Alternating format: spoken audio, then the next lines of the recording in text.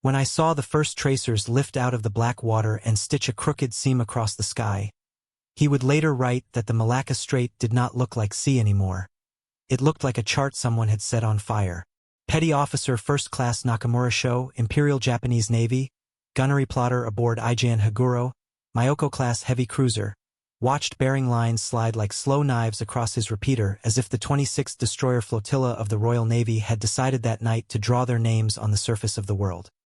He had been in the after-fire control space, knees braced on the linoleum, fingers numb from the humidity banked under the armored hood, persuading a Type 22 surface search radar plot into coherence as squalls came on and off the Malacca Strait between Penang and the Andaman Islands. The word they had been given for the operation was simple: a run to Port Blair to carry men and supplies. It had a neat title in naval Japanese: a supply dash to the Andaman Islands, a night run from Penang with destroyer Kamikaze as escort. The British name that would be laid over it later, as if names were nets, was Operation Dukedom. He had learned the shape of IJN Haguro from drills the way a blind man learns a house. 10 20cm guns, 8-inch/50 caliber in 5 twin turrets, 2 forward in superfiring arrangement, 2 aft, and 1 amidships, 6 twin 25mm Type 96 mounts that could write lines of white fire in the dark but rarely stopped what they aimed at. A director lofted over the bridge with prisms and drums that made wind and motion into bearing, and along the flanks 2 quadruple 610mm torpedo launchers blessed with the terrible oxygen breath of the Type 93 Long Lance. The ship measured 203 meters from impaled bow to the broad stern where kelp sometimes clung from Sumatra's coastal drift, and the steam under her decks could push her above 35 knots if the chief engineer asked the boilers to gamble. She felt old and heavy and alive under him. In May 1945, the Malacca Strait had its heat pressed down by monsoon. The night sweated, the instruments sweated, men sweated, and the geography itself felt close, like a throat clearing in the dark. The order had been written in clean characters somewhere in Penang's headquarters, and yet the handwriting of fate was messy from the first hour. Radio Tokyo spoke in the afternoon of American carrier raids far away, of Okinawa and Iwo Jima and the Philippine sea months behind them, like black islands in memory. In Penang harbor, the old destroyer Kamikaze idled near the quay. The Kamikaze-class destroyer of the 1922 program, 1,270 tons standard, for 120mm guns, 2 twin torpedo tubes, weary and game. Sailors on the quay spoke of hunger, and someone laughed because hunger had long ago stopped being a joke. Haguro took on crates the way a man might fill his pockets for a long walk.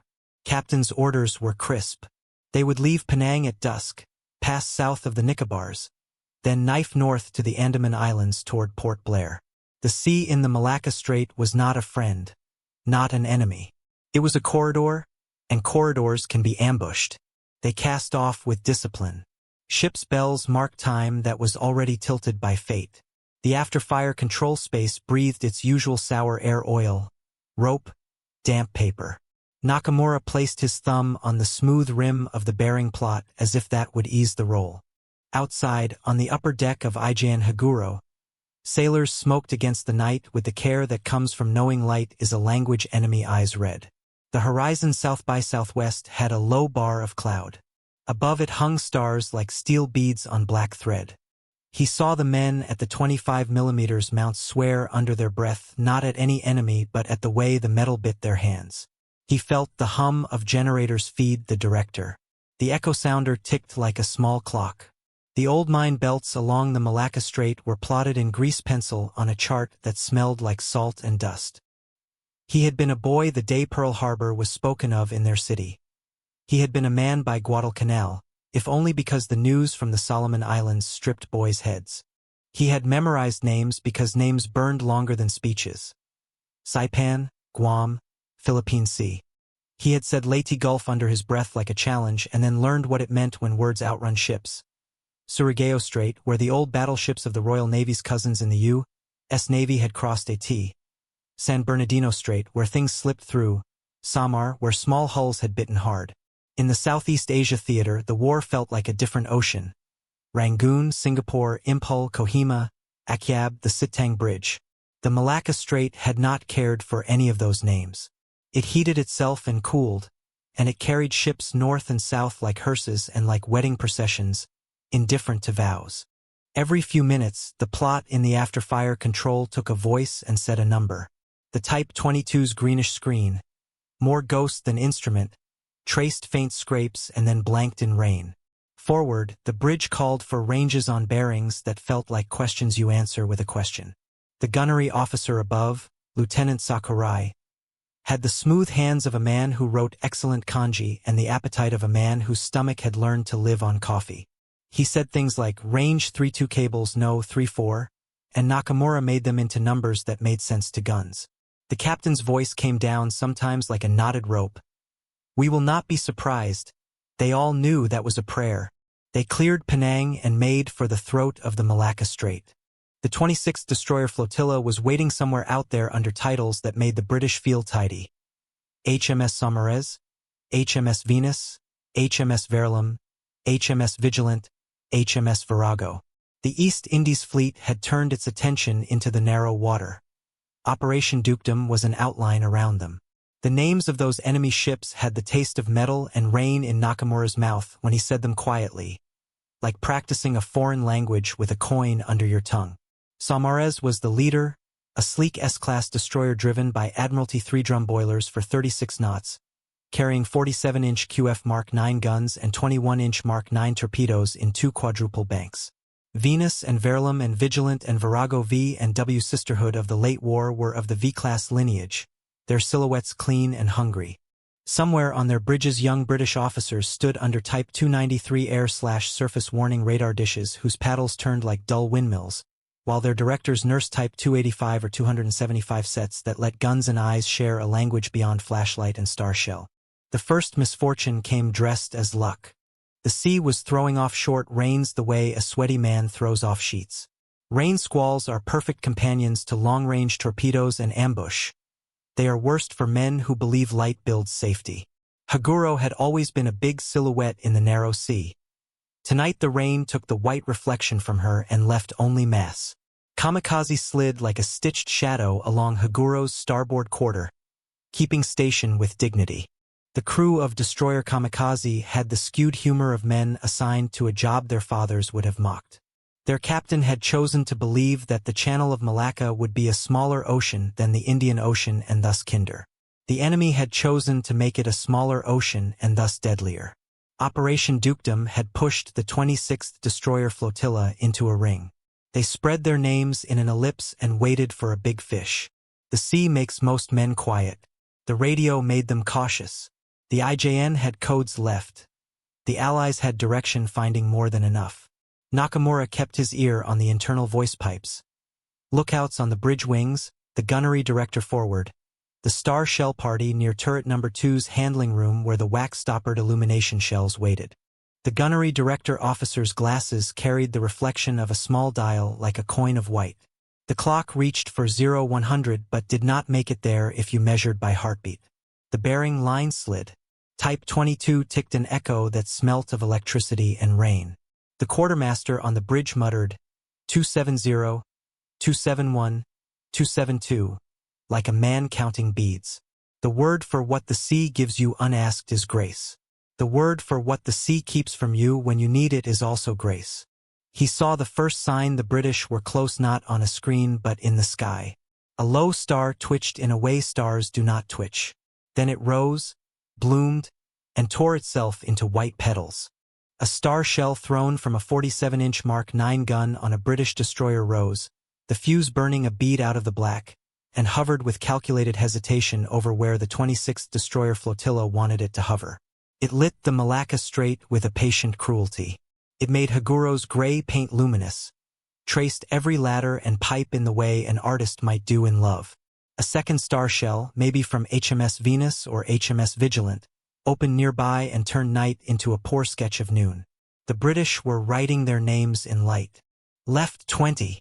The voice from the bridge broke the habit of calm. Enemy destroyers bearing red 30, red 50, red 80. The range they gave was short enough to make you put your hand out as if you could touch it. Nakamura's fingers moved with a life of their own, feeding bearing and rate into the mechanical brain that in turn spoke to the turrets. Turret number 1 and turret number 2 swung like big shoulders finding where to look. The turrets breathed a metallic sigh. The loading rams pushed 8-inch shells forward. Each shell was 125 kilograms of mathematics and grief, capped to pierce, designed to shatter, meant for a fight with cruisers and maybe battleships. Against destroyers it would rip air and water and overpenetrate until range made steel act like clay. The gunnery officer said what he always said when speed and range argued in his head. Fire! Haguro spat fire from the bow like a myth animal. The 8-inch/50s thundered, and every bolt in the after-fire control space answered with its own voice. The sea answered too, with pillars of water where shells fell. A white column rose where someone's calculation had been almost right. British tracers came back in straight, white handwriting. You could taste the burnt cordite sweetness of the 47-inch shell's air as they went by. Kamikaze began to lay her own tracers, 120mm shells arcing like black coffee thrown from a cup, guns banging with a domestic ferocity far older than doctrine. The 26th Destroyer Flotilla had trained for this.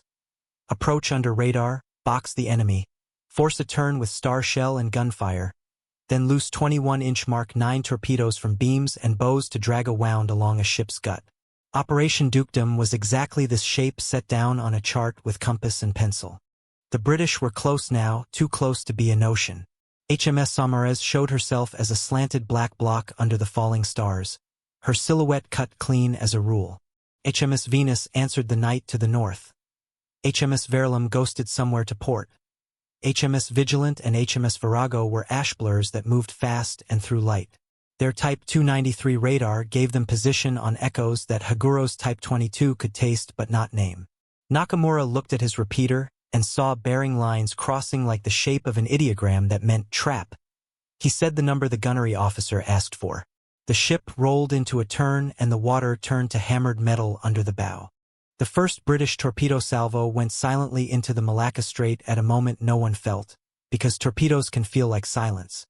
HMS Venus might have fired first 821-inch Mark 9 fish shaking from their tubes into water black as oil.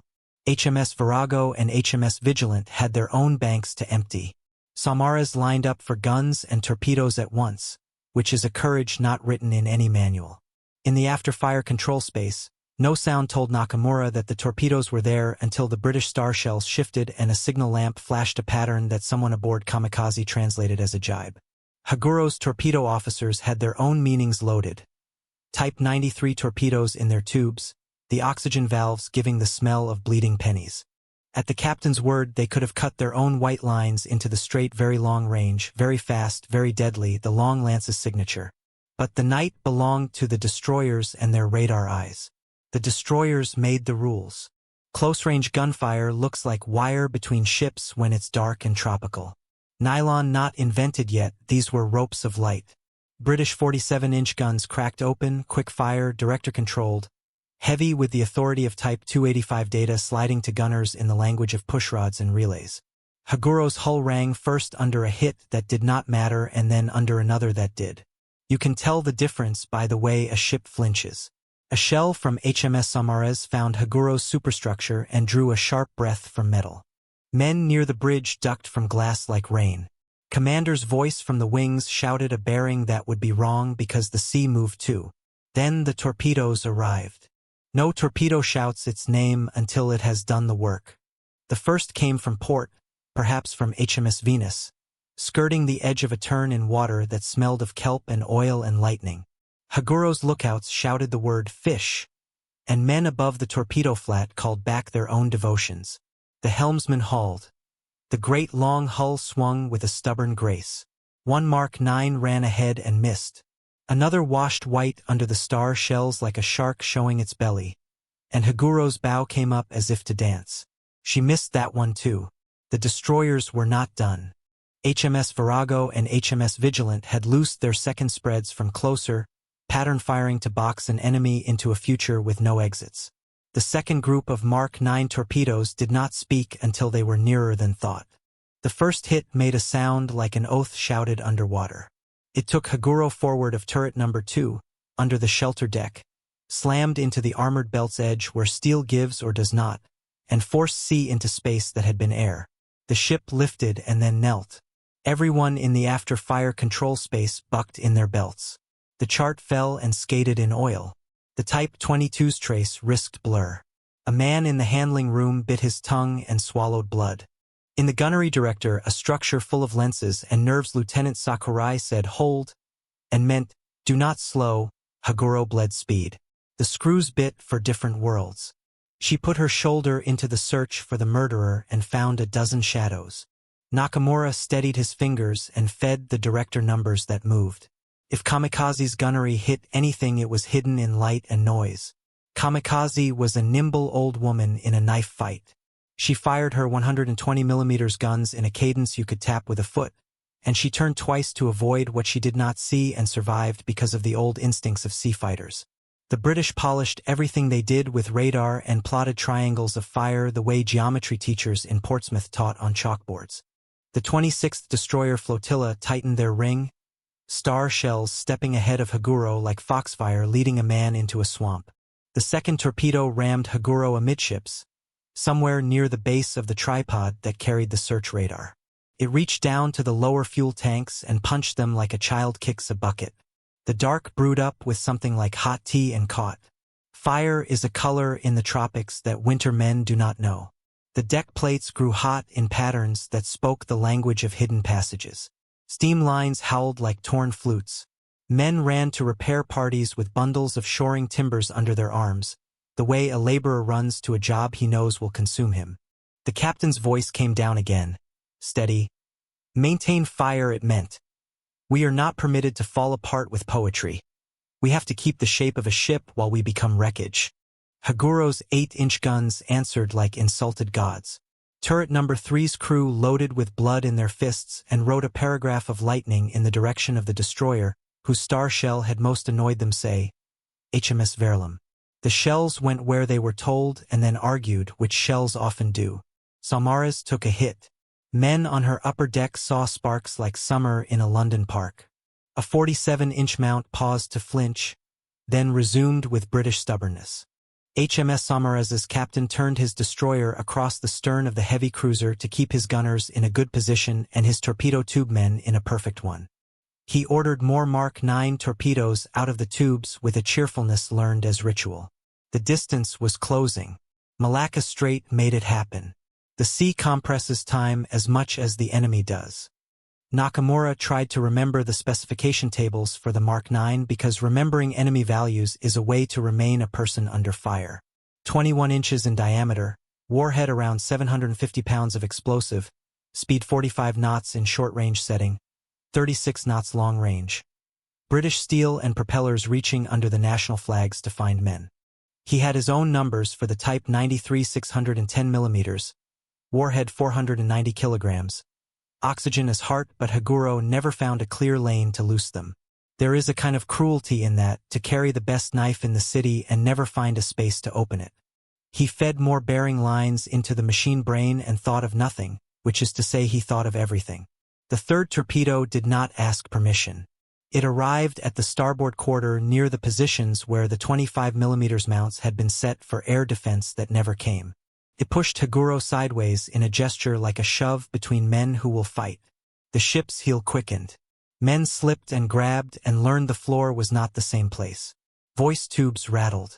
The power had to be cut to the aft turret for a half-minute because you cannot ask electricity to ignore water.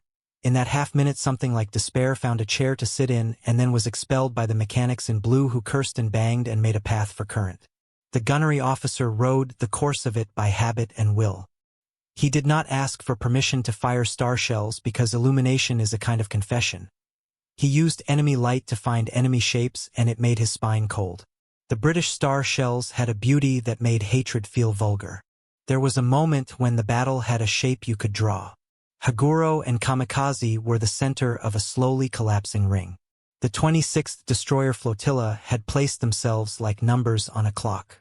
HMS Venus on one edge, HMS Virago a minute behind, HMS Vigilant on the opposite quarter, HMS Verulam and HMS Salmaras crossing the T in a miniature version of a lesson not used since Jutland. The destroyer's Type 293 sets hummed and told them the range across rain and spray and smoke. Operation Dukedom's nerve sat on their bridges. The East Indies fleet elsewhere rode at night under Admiral Lord Mountbatten's sails of words. Here the words were shorter, companionable, Anglo-Saxon, full of salt. Nakamura imagined the British voices calm because he had learned that calm is not the absence of fear but a style of speaking fear. Haguro reported her damage up and down the chain with careful politeness. Flood in forward compartments. List 5 degrees to port. Reduction in speed to 15 knots. Later, 10. The captain ordered counter-flooding, and the ship corrected herself like a dancer pretending she hadn't slipped. The after-fire control space received the math of trim and translated it into a new truth. Arcs of the turrets cut by angle, arcs of vision cut by smoke, arcs of survival cut by enemy geometry. Kamikaze signaled with a blink that she would lay smoke and attempted to draw fire. Her guns barking with the optimism that keeps men alive until it doesn't. She flew her name into the night like a flag you cannot read until it is too close to matter. She survived that hour because survival coats itself sometimes with luck and sometimes with discipline and sometimes with both and calls itself skill. The British fired again. You can tell the London knives by the way they are held. Another spread of Mark 9 torpedoes crossed under the drag of the star shells, as if the light could slow water. HMS Virago's view, from what little Nakamura knew of British writing, must have been the right kind of horrific. A big enemy cruiser trying to be small, trying to hide behind angles and her own speed, throwing 8-inch shells toward toddlers who were nothing of the sort. HMS Vigilance men would later say they saw Haguro clearly and at unbelievable proximity, if you believe any man's amazement after the fact. HMS Verulam extended her stride into a position where you could call it flanking if you wanted to make it pretty. HMS Saumarez kept her guns running hot and her torpedo men swinging.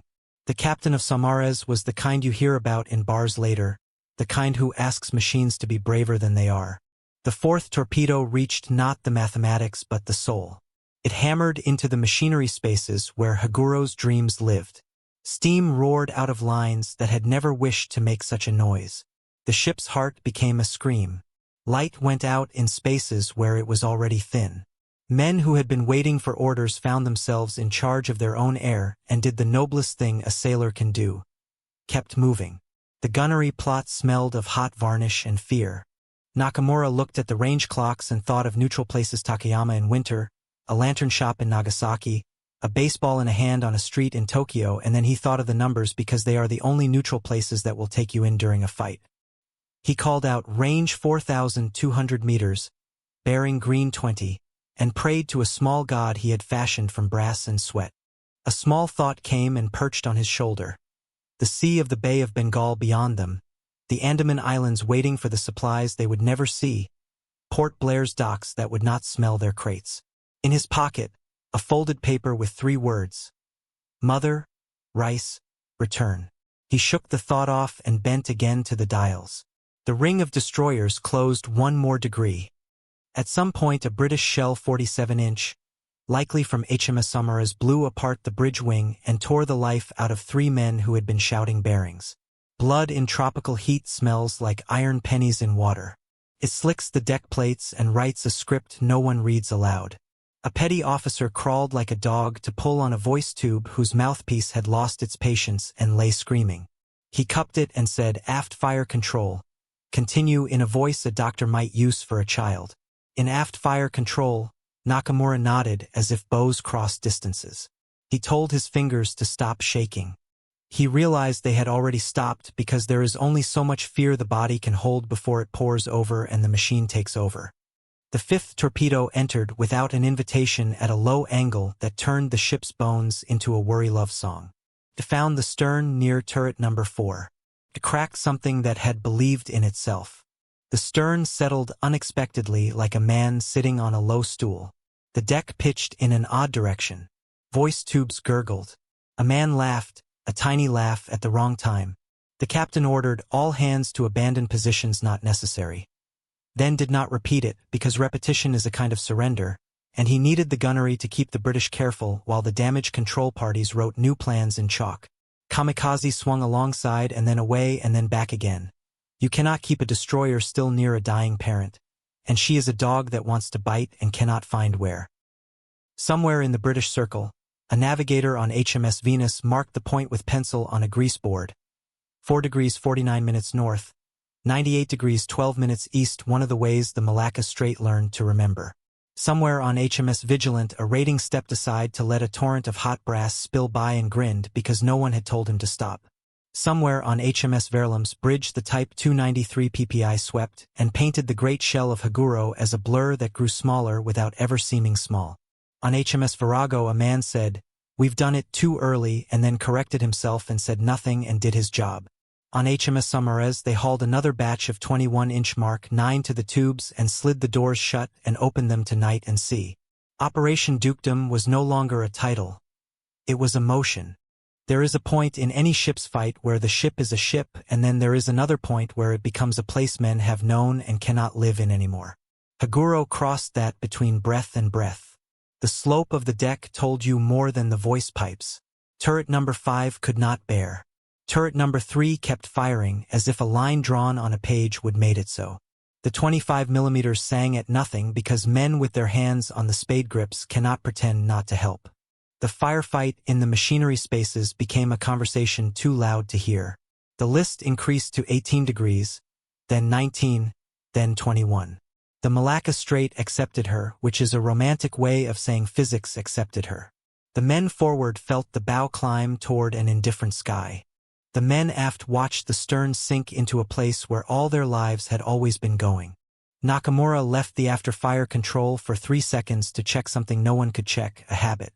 He saw the sea level cross the hatch combing and stop, then start again. He saw men wrapped in gray that was not paint but smoke and dusk and panic. He saw a line of small lights the British star shells had left in his eyes when he closed them. He returned and met the repeater again.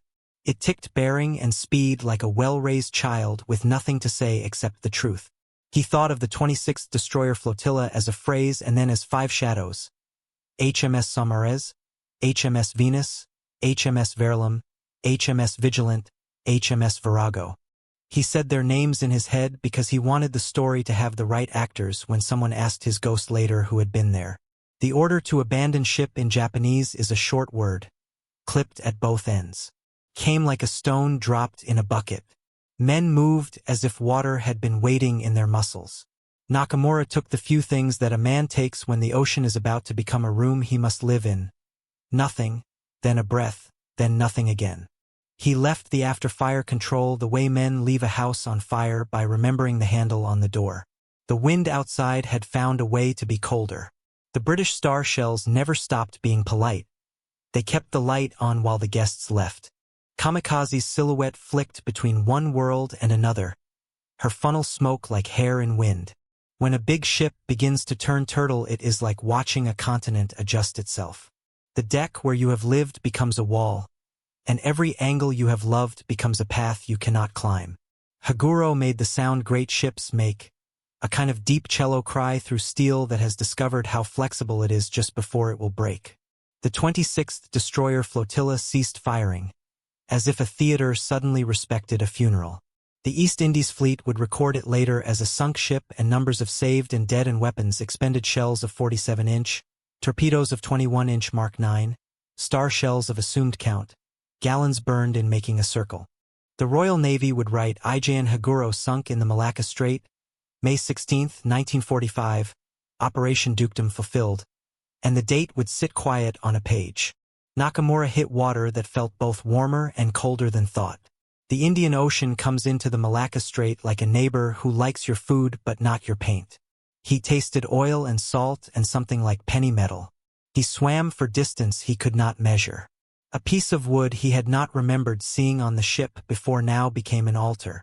Men around him made small sounds, domestic sounds, the sounds men make when they get up from picking up a fallen child.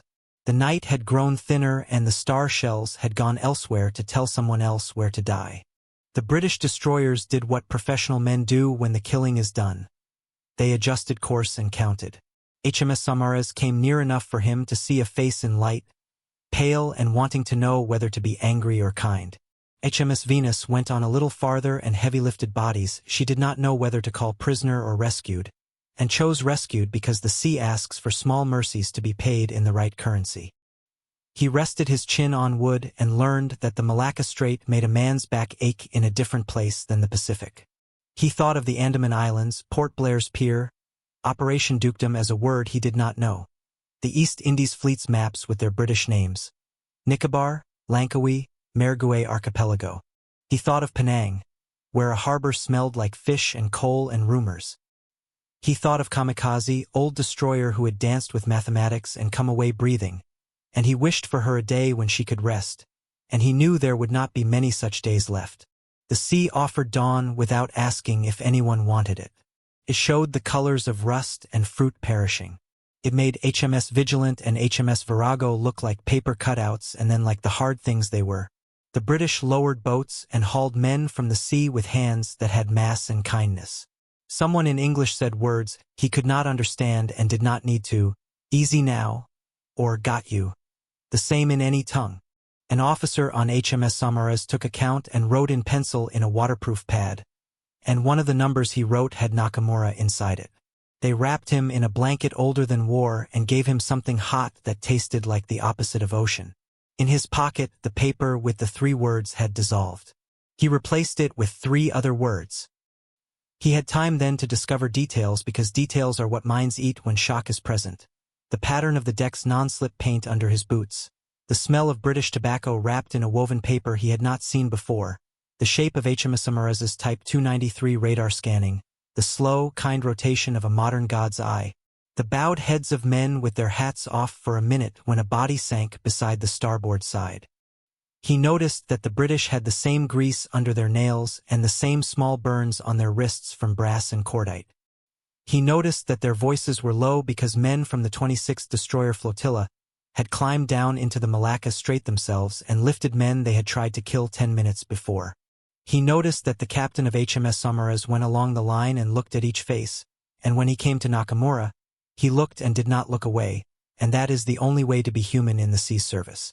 He slept then on a bit of deck under canvas and a coil of rope and a sky that could not decide whether to be beautiful. In sleep he re-entered the after-fire control and numbered the range again and made the bearing again and heard the order again and knew that nothing he wrote could change it. He woke to men speaking of Operation Dukedom as if it were a wooden thing you could carry and put down. He heard someone say Malacca Strait and IJN Haguro and Destroyer Kamikaze escaped and 26th Destroyer Flotilla and East Indies Fleet and Penang and Port Blair and Andaman Islands run. And it made the room he was in make sense. Days later, when he could sit without falling, he made his own lists because lists make pasts bearable. He wrote names with a stub of pencil on a torn card. IJN Haguro, Malacca Strait, Operation Dukedom, 26th Destroyer Flotilla, HMS Saumarez, HMS Venus, HMS Verulam, HMS Vigilant, HMS Virago, Destroyer Kamikaze, Andaman Islands, Port Blair, Penang. He liked how HMS Saumarez fit in the mouth, all the S's like tied on shingle. He liked how Malacca Strait sounded like a sentence you could live with even if it had killed you. He drew a line that looked like the strait and put dots where the star shells had hung. He waited for someone to take the card and throw it away, and no one did. He would learn later the details that historians feed on like carrion birds that keep fields clean and do not apologize for it. He would learn that Operation Dukedom placed the 26th Destroyer Flotilla south of Penang, night of 15 to 16 May 1945, to intercept IJN Haguro and Destroyer Kamikaze, that the Royal Navy used HF/DF and reconnaissance to set the ring, that HMS Saumarez's Type 293 painted echoes thin as hair and made them into decisions. He would learn that Haguro took 5 torpedo hits, 1 forward of the bridge, 1 amidships, 1 starboard quarter, and 2 more that open spaces no ship can live without and many 47-inch hits that made her crew cough blood and smoke. He would learn that Kamikaze, with 11 holes and a wheelhouse that remembered light forever, came away on low boilers and higher will, and the destroyer limped to Penang with more luck than ballast.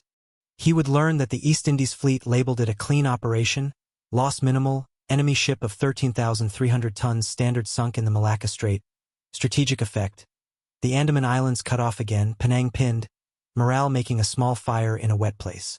He would learn the British words for what his eyes had seen: radar interception, crossing the T, star shell illumination, spread of Mark 9 torpedoes, East Indies Fleet signal, 26th Destroyer Flotilla executed attack as ordered, HMS Saumarez sustained damage. Prisoners recovered. He would learn that 1 or 2 British sailors would remember him, the quiet one with the hands that never stopped moving, and he would not know what to do with that information. He would learn that Malacca Strait meant more to maps than to mothers.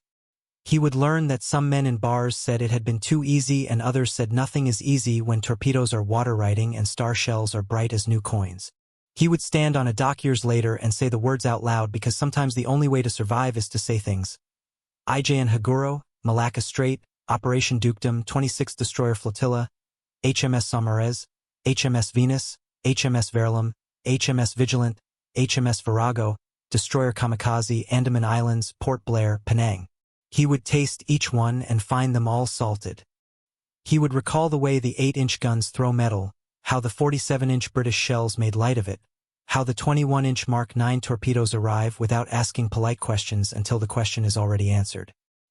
He would hold in palm memory the texture of the Haguro's linoleum that one last night in May and the lip of the repeater that he had pressed as if it could answer.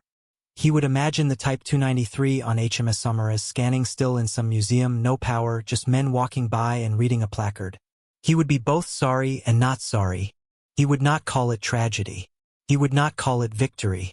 He would call it the Malacca Strait, and he would know that was enough. He would know that the East Indies fleet had ticked a box and the IJN had lost a ship and that this was both too large and too small. He would know that Operation Dukedom had been a trap and that he had walked into it because the war is a house with many doors and you can choose none of them. He would know that the 26th Destroyer Flotilla had fought the way destroyers fight when they have doctrine and radar and confidence. Under control, under orders, without shouting in the log.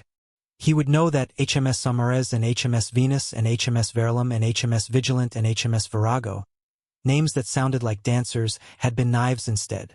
Sometimes at night, much later, when the air in whatever inland city he lived in went thick with humidity and the smell of rain on Hot Street, Nakamura would sit on his step and close his eyes and the after-fire control would close with him. He would see numbers stabled in their little stalls, and he would hear the voice from the gunnery director say fire and the voice from the bridge say left 20, and the voice from his own mouth say range 4200 bearing green 20. And he would feel the deck tilt, and he would smell oil and brass and someone's tobacco from HMS Saumarez, and he would quit sorrow and be a machine again for a second, and then he would be a man again. He would say the names as anchor and spell and prayer.